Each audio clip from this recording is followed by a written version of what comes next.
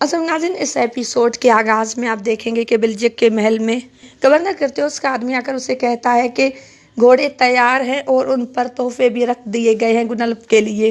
उस पर गवर्नर कहता है कि मैं चाहता हूँ कि ये मुद्दा जल्द अज जल्द हो जाए ताकि सोगोट मुझे मिले और मैं जल्द अरतरुल का सर भी उतार सकूँ।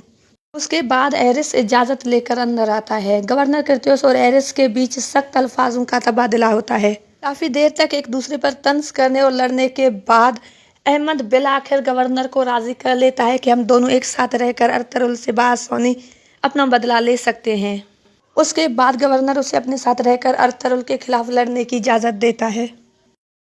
दूसरी तरफ गुनल्फ अपने सिपाहियों के साथ रवाना होता है। दूसरी तरफ अरतरुल भी अपने सिपाहियों के साथ शहजादा अरसलान को बचाने के लिए रवाना हो जाता है। एक जगह पर हकीम आर्तुक गुनल्फ को रोक कर कहता है कि तुम क्यों सरदार आला का पीछा कर रहे हो, अभी के अभी यहाँ से वापस चले जाओ। उस पर गुनल्फ कहता है कि अगर तुमने मेरा रास्ता रोका तो मैं अपने घोड़े तुम पर चला दूंगा। थोड़ी देर के बाद काई के सिपाही निकलकर बाहर आते हैं, जिन्हें देखकर गुनल्फ हैरान हो जाता है।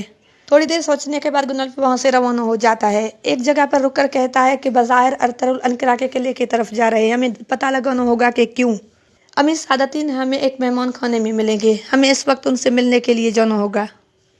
दूसरी तरफ अल्तन सुल्तान अरसलान को लेकर जा रहा होता है। वो एक जगह पर पहुंचकर रुकने की बात करता है। ये सुनकर शहजादी कहती है कि यही सही टाइम है, जब हम एक जगह पर रुकेंगे तो तुम भाग जाना। शहजादा अरसलान कहता है कि वालिदा मैं आपको ऐसे छोड़कर कैसे भाग सकता हूँ। उसकी वालिदा कहती है कि आप बेफिक्र हो जाओ, मैं रियासत के लिए अपनी जान भी दे सकती हूँ, तुम्हें यहाँ से निकलना होगा। रियासत के कुछ सिपाही तुम्हारी मदद करेंगे। उसके बाद वो एक अंगूठी निकालकर अपने बेटे को देती है और कहती है कि ये अंगूठी अपने पास रखो, ये सुल्तान की निशानी है।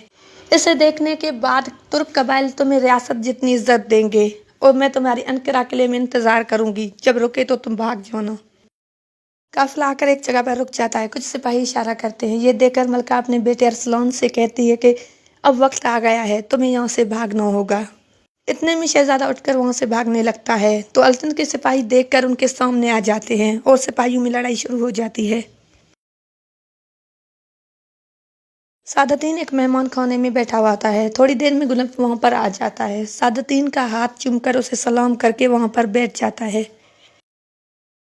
थोड़ी देर की बातचीत के बाद सादतीन उसे एक खत देता है और कहता है कि तुम वापस किले की तरफ जाओ, मैं खुद अरतरुल को देख लूंगा। उसके बाद वो वहाँ से वापस रवाना हो जाता है।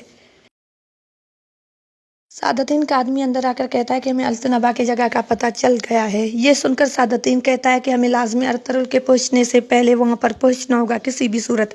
और दूसरी तरफ अल्तनबा के सिपाही सुल्तान का पीछा कर रहे होते हैं।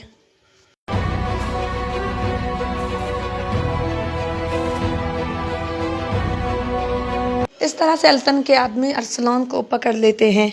अल्तन कहता है कि शहजादे मैं खून बहाए बगैर तुम्हारा कत्ल कर सकता हूँ कानून के मूजिब। ये सुनकर अरसलान कहता है कि तुम एक गद्दार हो, तुम्हें इसकी कीमत चुकानी पड़ेगी। उस पर अल्तन कहता है कि मुझसे कौन बदला लेगा, तुम्हारा बाप जो कि मर चुका है, तुम्हारी माँ जो कि मरने वाली है।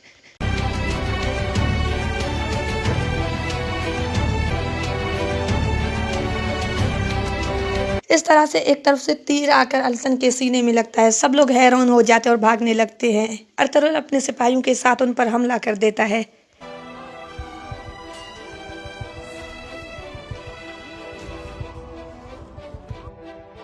दोनों तरफ से लड़ाई शुरू हो जाती है। थोड़ी ही देर बाद अरतरुल के सिपाही उनके तमाम सिपाहियों को मारकर उन पर काबिज आ जाते हैं। अल्तन अपने खंजर से सुल्तान को जख्मी कर देता है। सुल्तान भागकर एक तरफ जाता है और शदीद जख्मी होने की वजह से वो चल नहीं पाता और एक जगह पर आकर गिर जाता है।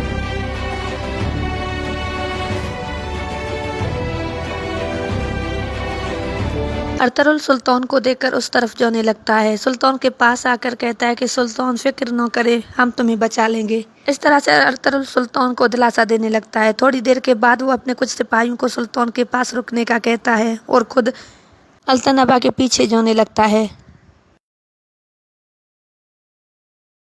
शहजादी मलकान एक जगह पर नमाज पढ़ रही होती है और अपने बेटे के लिए दुआ कर रही होती है। इतने में अल्तान वहाँ पर आ जाता है और कहता है कि मैंने तुम्हारे बेटे को पकड़ लिया था, लेकिन वो गलीज अरतरुल वहाँ पर आ गया, लेकिन मैंने उसे अपने खंजर से जख्मी कर दिया, वो किसी सूरत नहीं बच पाएगा। ये सुनकर मलका शदीद रोने लगती है। उठकर उसके बाद अल्तन को कहती है कि गद्दार मैं तुम्हें मार दूंगी। उसके बाद वो पकड़कर उस तीर को जोर देने लगती है जो उसके सीने में है। इतने में अल्तन उससे अल्तन शदीद दर्द से चीख रहा होता है और इतने में ही अपनी खंजर निकालकर मलका पर वार कर देता है।